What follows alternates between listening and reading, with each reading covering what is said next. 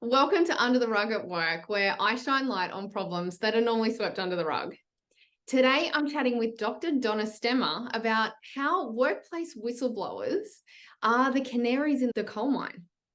Donna is the founder of WorkRight 23 and is working to help organizations have bully-free environments.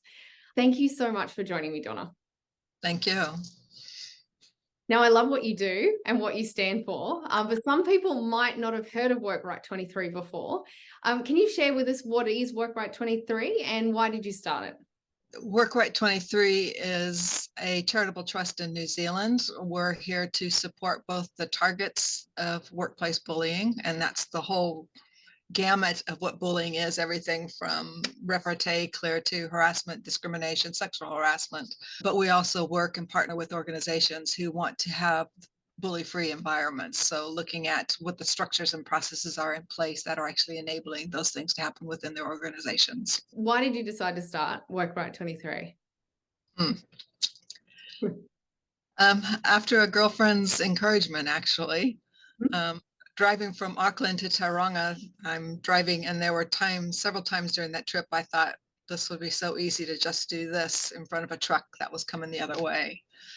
And getting home from that, just cried. And then I sent an email to a girlfriend back in the States and said, I now understand how people can get to the dark sides where they are. And she called me up, didn't give me the pity I wanted. Yeah. But said, you've been working with organizations all your life. You know how to solve the problems. If you were going to solve this in New Zealand, how would you approach it? And after a bit of a conversation, that started me on to research to look at the gaps and overlaps within New Zealand Incorporated. How would you go about resolving and protecting those and understanding all the ramifications of it? Why isn't, for example, WorkSafe doing any prosecutions of it? It's because it's a complex issue. They actually don't have the regulations to be able to guide that. And there were just some things missing. So a lot of research and then a lot of work designing a platform that we can actually use and work with organizations and individuals to solve that problem for New Zealand. Yeah, I love that. And yeah, totally understand where you're coming from and so glad that you are where you're at now instead of what it could have been. Bullying and harassment is a serious issue and it is difficult to identify. It's difficult to pinpoint and the onus is often on the victim. And you and I have connected because of our like-mindedness, because of our businesses, and we're looking to launch something exciting soon and we'll share that with people a little bit later. But we've been talking and we've both been whistleblowers in the past. Yeah. And being a whistleblower and whistleblowers in general is one of the big things that are swept under the rug. And we really wanted to bring light to that in this podcast today. So thank you for your time. And I suppose let's start with what is a whistleblower? How would you define that?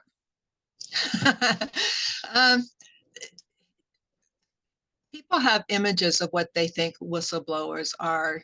I think media gives certain images, and there's some false things I think are out there. The majority of people don't intend to be whistleblowers. They're going through a very difficult, let me say that there's two extremes. On one extreme, there is something that has really crossed their morals. Something isn't right and it isn't sitting well. And they go through a lot of thinking of this just isn't right. What do I do about it?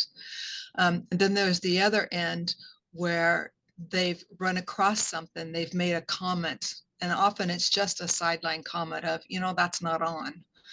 And all of a sudden they're in this whole bullying environment where everything about them is being questioned and they don't know what it is they've done wrong.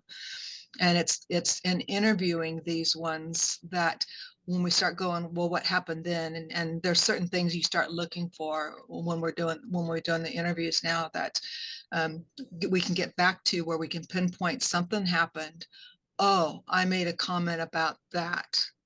And that wasn't quite right. So it's something, again, it's something that crossed an individual's morals, and that's different from a group's ethics and the laws that come out of that, but an individual's morals. of something isn't right. Mm. Whistleblowers are ones that have really strong morals and often say things not actually understanding what the consequences of those sometimes often seemingly inconsequential comments can be. Yeah. And as you were explaining that, I was thinking back to my history. And early on in my career, I don't know if naive is the right word, but I would say those things to say, oh, that's not quite right. And then the consequences of that, depending on who knew who and who had the relationships, were often not great. And as I grew in my career and went through, multiple experiences and workplaces, I understood what my values were and what my morals were. And then would not naively, but openly say that this isn't right. Sometimes we don't mean to be whistleblowers. Often it's quite accidental. I had one financial person, for example, ran across something and went, oh, well, you know what, this and this and this hasn't been followed through. They had a contract for some deliverables. She inquired about the deliverables. The deliverables were never delivered. And she questioned it. She just simply questioned it. And it wasn't until we were interviewing her that she actually connected that to the poor performance and things she was charged with. And she was so wrapped up in defending herself against the allegations that she completely lost sight that she had actually asked this question. And in that particular case, an executive had hired a brother-in-law to do some work, effectively to pay him for not doing any work. So that's what she had stumbled on. Mm. But the processes, and we'll get into that in a little bit, that happen to individuals that so then blindside them to what actually happened. So it's not like the major the traumas that individuals go through aren't as clean and simple as the movies kind of want to make it to be. Organization policies often say, if there's a conflict of interest, make sure you register it. If this happens, we have a zero tolerance. And when you see that, you expect that. And I have raised on a number of occasions, well, that is a conflict of interest. And it says to report it to, or report misconduct to this email address or this person. So sometimes we feel like we're doing the right thing and what the organization has said that they want. But in actuality, it's often just swept under the rug, and the behavior is what is accepted. And if you don't see those underlying behaviors, it can get you in trouble. Yeah, sometimes it's helpful to look at more than just a whistleblower in the organization, to say a whistleblowing process, because it's more of a process. There's an observer that sees something, and that something will often, is it illegal, immoral? Is it illegitimate? Is it unethical? That observer is going through a process to rationalize what that observation is. Okay. And in that, then they're also going through the whole arguments internally on, do they say something, do they not? Sometimes it's just automatic. Oh, you expect the organization to be trustworthy or honest.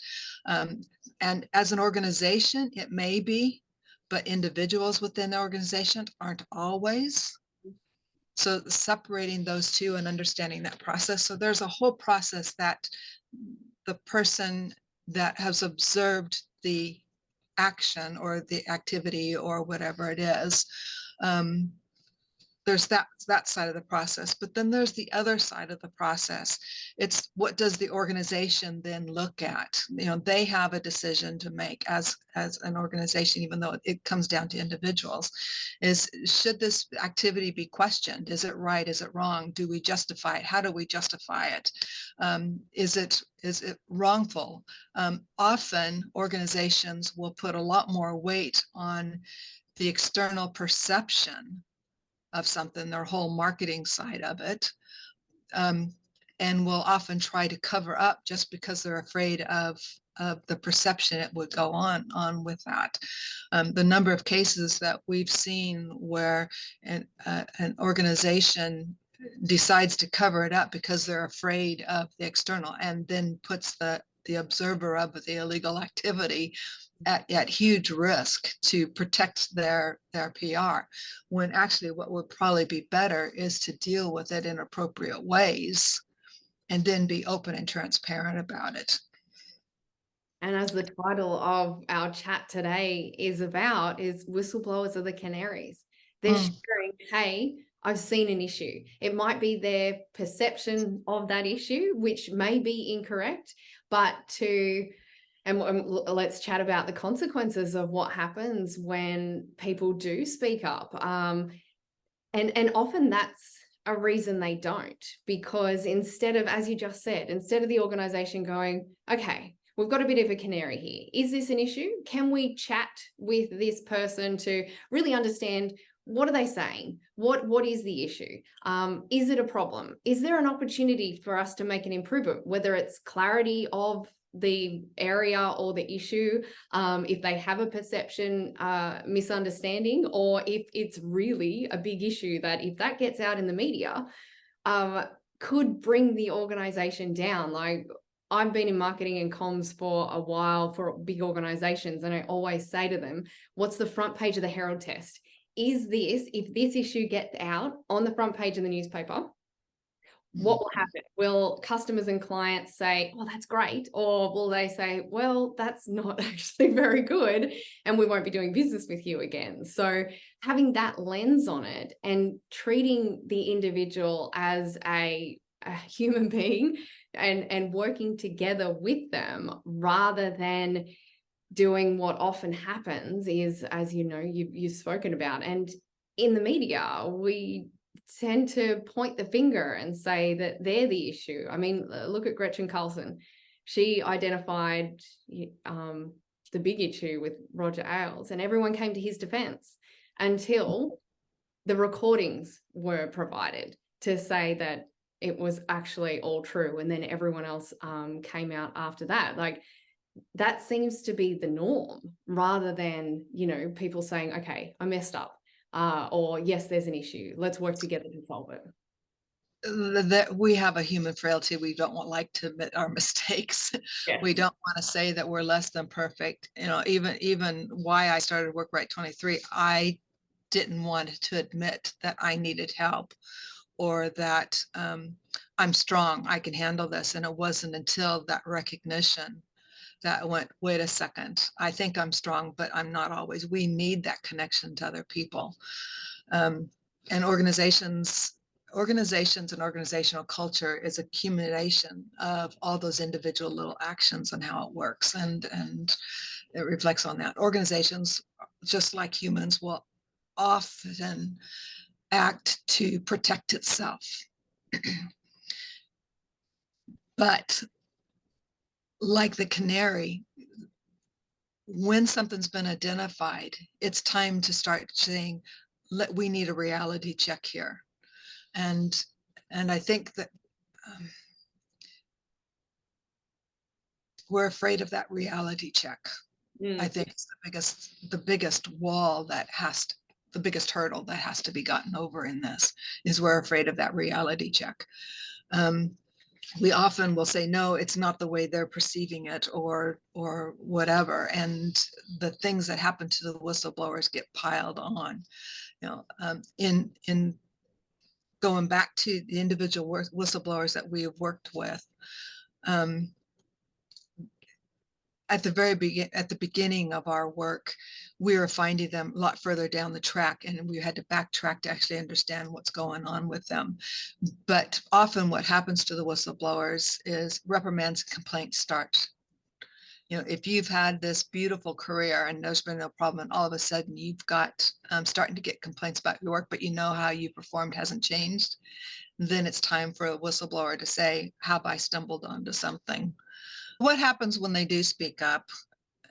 Whether it's intentional or unintentional, it doesn't matter on which habit. That side of, again, going back to the whole whistleblower process, is pretty consistent. Is reprimands and complaints start after any alleged misconduct has been reported anywhere. It starts on the individual making the report.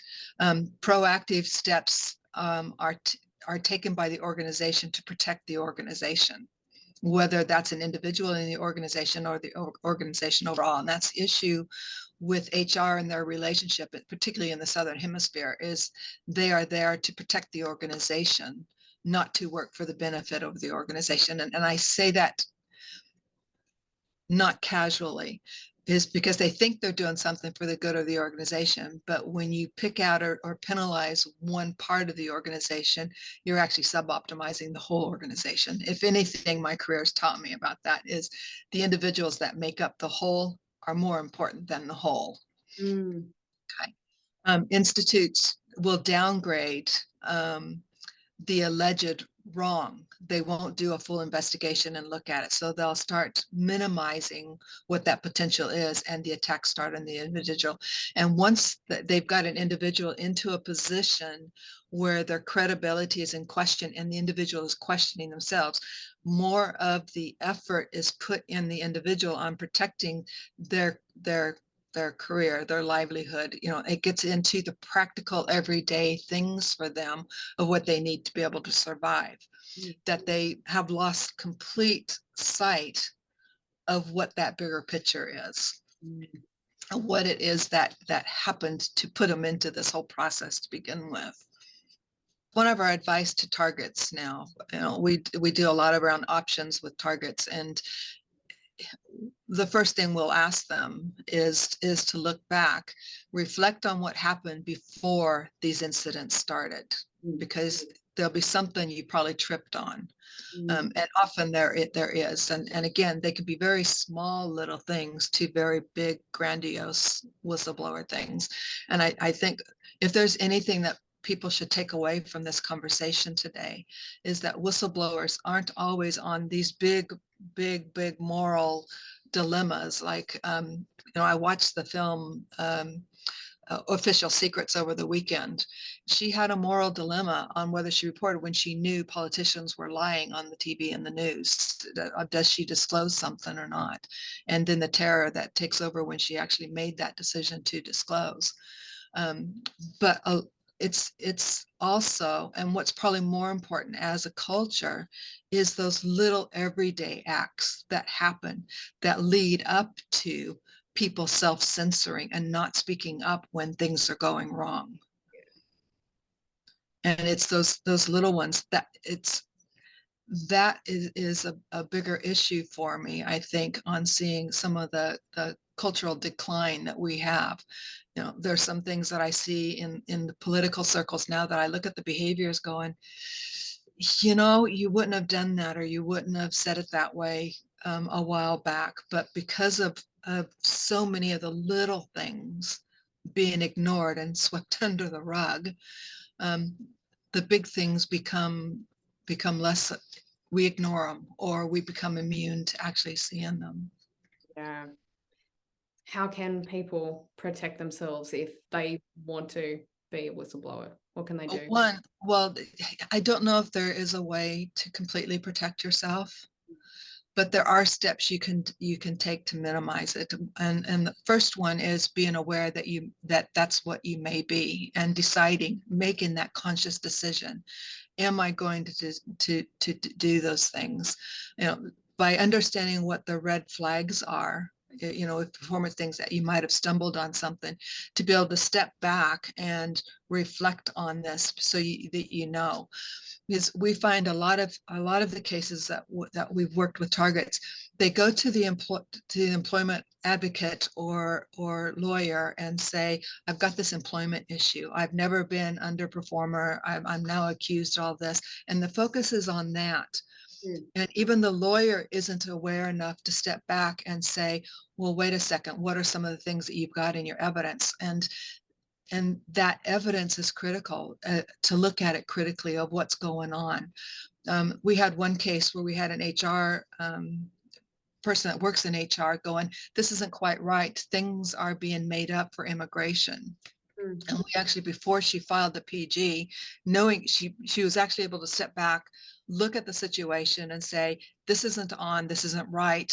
They're twisting the processes to their financial benefit, but it's causing a lot of damage in other spaces. So being able to recognize that and then look at the evidence she had, not from the attacks that were coming at her, but from the evidence she had, and say, okay, these attacks are happening because I found this. Yeah. That gives a lot of peace to targets to be able to get to that point. And then they can make an informed decision on what to do with that. In her case, she decided it was very important to actually report that. So we took all the documentation to immigration, Mhm. filed it all before she filed her PG. She was fully aware that by instigating that and then putting that in someone else's hands to do that investigation, that she wasn't going to be able to work at that organization anymore. So those backup steps that she needed to take to make sure that she can exit herself out and find work further down the line was critical, and thinking through that. But most people, again, aren't aware that that's what's happening to them. Yeah. And it is, that's why I'm thrilled to have this conversation today, is we need more people being aware of those little things that they can be stumbling on, and being aware that they may be self-censoring themselves. And when you start that self-censoring of, I'm not going to speak up, or I'm not going to say anything because of the fear that's going on, then you actually become part of the problem too. Yes. And we have, and more so probably in the last 3 years, created a climate of fear where people are afraid to speak up about things Yeah. because of the attacks that will go on them. One of the things I share with people, and I know you do too, and you did touch on it, is to document everything, because our brains forget things, but also you don't want to go back and have to try and remember what happened if you do decide to speak up or speak out.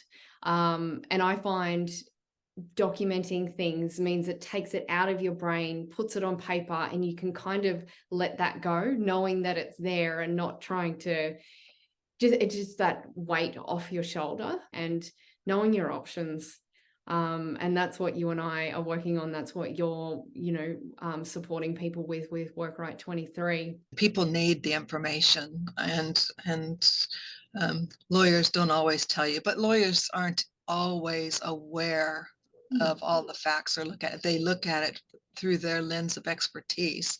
And if they're focusing on employment law, then they'll look at it that they won't necessarily look at, well, wait a second, she's actually run in, or he's run into something that's actually fraud, or and I have wholehearted issues with well, I think the legislation is good in New Zealand.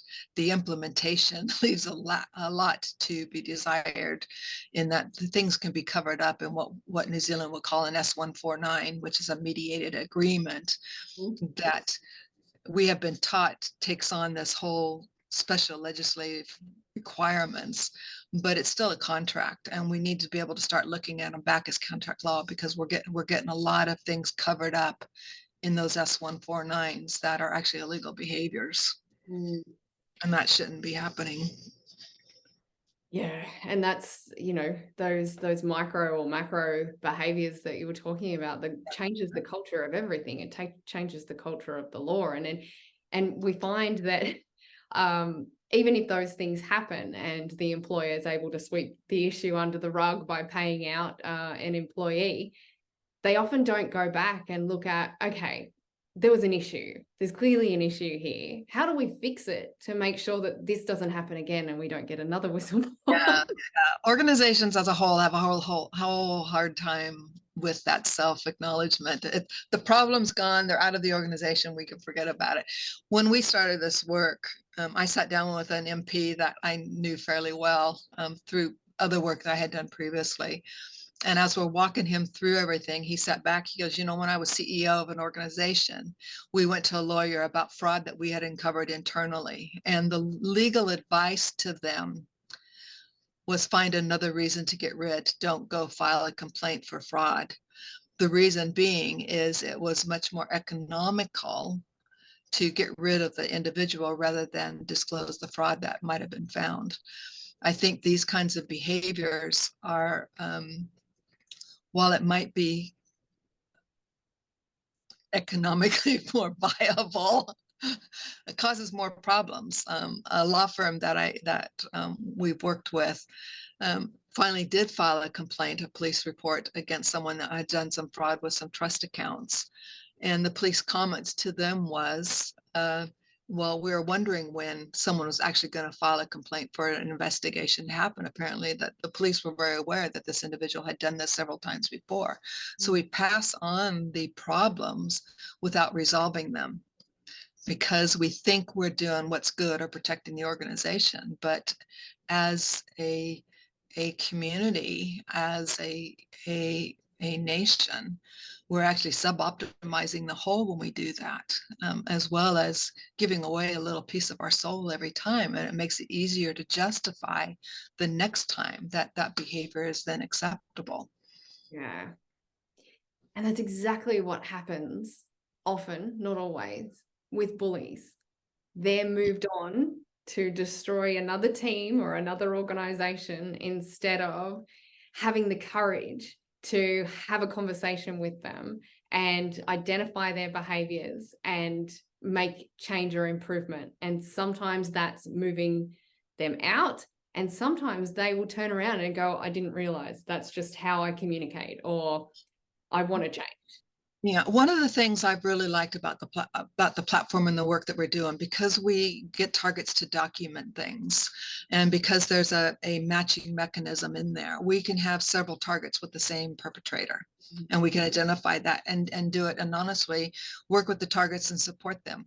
When there is a match, it goes to an option coach or it's not an options advocate who is a lawyer who then could tell the targets your perpetrator has been identified, which then they're explained other options.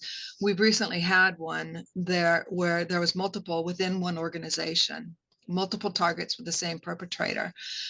Didn't have to go down a legal route, didn't have to make anything big, huge motions, but there was enough documented evidence that the organization, with our options advocates, with the targets, in partnership with HR, we're able to go to the perpetrator and say, your behavior is not acceptable.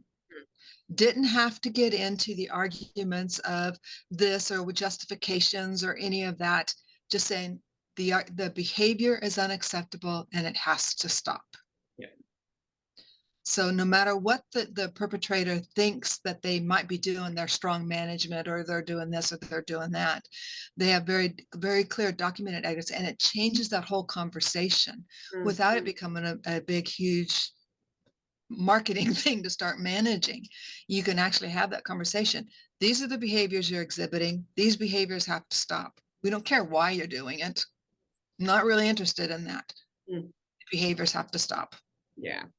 And it really stops that he said, she said, and the back and forth and the target versus the perpetrator. And yeah, it stops that, and it stops the justifications for things that aren't appropriate. I didn't mean it. They took it the wrong way. It removes all of that. Yeah, let's just cut to chase. The behavior is unacceptable, period.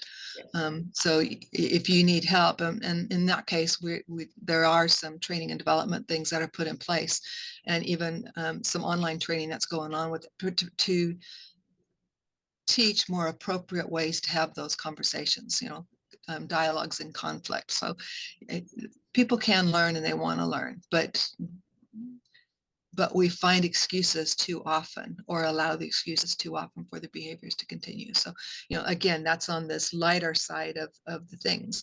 The issue for me is I'm passionate about trying to stop it here, because when they're allowed to go on for a long time, the behaviors start getting bigger and bigger and bigger and bolder. And then you've got really, really big problems as organizations. That's when it spills out into the media and there's consequences for it. Yeah, definitely. So if someone is listening to this today, they're a target or a witness and they want to speak up, they want to speak out, is there any advice that you can share, or is there anything that they can do to make change in an organization to help improve it? I don't want to be dark or negative and say that change within an organization when in the organization is very difficult. Organizations are tend to be against the prophet in their own land. Um, there's more of what there's advice you would give to leadership if you want to encourage the right behaviors in the organizations. There's advice you can give them, and that is that things are transparent. Transparency is unbelievably critical in that. If you say you've got these processes and these are the procedures, then as an organization, you better make sure they're transparent to those that you're expecting to go through those processes, Mm-hmm. because often they're not. They're things that, we isolate and separate people and discredit depending on what we as an organization want as an outcome. So there are things to that. For advice to a whistleblower, no matter where on that scale that whistleblowing might be, it is one, to document and get your own mind straight Mm-hmm. about what is and isn't acceptable, what you will and will not tolerate, where your lines are, and then look at the ethics of the organization and where their lines are. Because you need to have that full understanding of that landscape to really make an informed decision on whether you're going to do anything from a protected disclosure to how you're going to manage a situation you're going to find yourself in. But always get someone to talk to and get advice on that, Mm-hmm. because you need that sounding board to be able to look at that. But it's not that someone's going to tell you or should tell you what to do. You've got to decide, and you've got to be able to look at all those options around you, because there are, you can do a disclosure to media output, and not so much in New Zealand, but there are internationally, there's places to do protected disclosures that will start investigations by really good media outlets. Mm-hmm. Um, those things can be done, but you need to understand what those options are. Yeah, definitely. And I just add to that as well, to prioritize you and your mental health. Mm. Sometimes it can be really destructive, especially when you understand clearly your moral line, and it doesn't align with the values of the organization. I remember a big issue that I had. I actually lost 5 kilos in 2 weeks, just ruminating about what I was going to do about the issue and how to progress it, and whether I could stay, or whether I knew if I spoke up that I would be victimized. But it was such a big issue that I just couldn't turn a blind eye to it. So I did end up speaking out. The first advice we give any targets is actually to sit and document. And in WorkRight 23 in the platform, we allow them to do that, because to protect your mental health, you need to get it out and document it and know it's safe. Mm. There's a lot of things that were done in the platform to enable them to do that. So we date and timestamp things. We monitor mental health as you're going through the issues. We provide those options. It's first and foremost, it's hard to find what your options are. Even lawyers don't always explain all those options.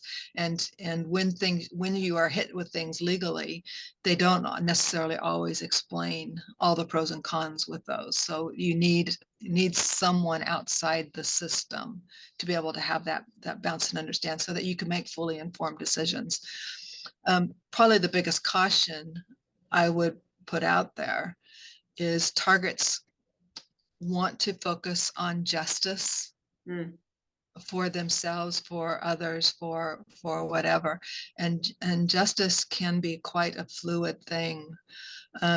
Sometimes the best justice you're going to get is knowing you did the right thing, and that you're at peace within yourself.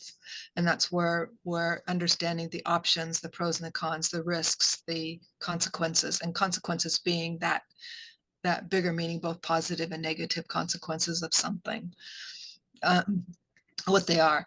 What I do like about the work we do in the platform is those consequences are becoming less severe because of that matching mechanism, that it's no longer one voice against one voice. It can be multiple voices against one voice. And that's the power I see longer term for facilitating change, is something simple. I'll give you a very, very simple one. We had a target that actually I met the father, then the father engaged me with the younger daughter, who was working in hospitality. She had leaned over the table to pick up dishes to take them back to the kitchen, and the customer ran his hand up the back of her leg under her skirt. She went to management to say, this just happened, and management effectively told her, well, flirting is part of your role and part of your paycheck. That seems like such a small thing. She documented things. She recorded the perpetrator, both the target and then what happened with this manager. Because of the matching mechanism, we were able to find 2 other females that the same thing had happened, and both the manager of the restaurant and the customer were in cahoots. They knew what was going on with each other, but they weren't protecting staff. Mm. That down now, because there's now more than one story of similar incidences and the same people be involved, you can now go file a complaint with labor or with WorkSafe, because the whole circumstances now becomes a whole health and safety issue around that. That starts becoming very, very powerful. So it's hard when you're a lone person, and the process that you go through, you have an employment dispute, you get silenced with an S-149, a mediated settlement, and you go on your merry way. But in each of these targets cases, they were concerned that that same behavior was going to happen to someone else, which is often a motivation for someone saying something. Yeah. And in any kind of bullying or harassment cases, that's often what the target wants, is they want the behaviors to stop and prevent someone else from going through the same experience they had. That's where organization side and where HR falls down in, is the processes they put in place reinforce the system, and it just gets replicated again, and the target or the canary is exited. Yeah. And yeah, I totally understand that. We just want it to stop. We just want the behavior to stop. We want a safe working environment. We want to enjoy what we're doing, and be able to forget about work when we leave work, and be fully focused when we are there. So it's not something that we should have to fight for, but it is a difficult issue, and you and I are on it. And I thank you for all of the work that you have done. You are doing amazing things. And thank you so much for joining me today to talk about, whistleblowers and how to support them. I really appreciate your time. Thank you very much. It was enjoyable. So if you want to connect with Donna, I recommend connecting with her on LinkedIn, and I will share the link to the workplace support program in New Zealand and Australia below. Thanks, Donna. Thank you.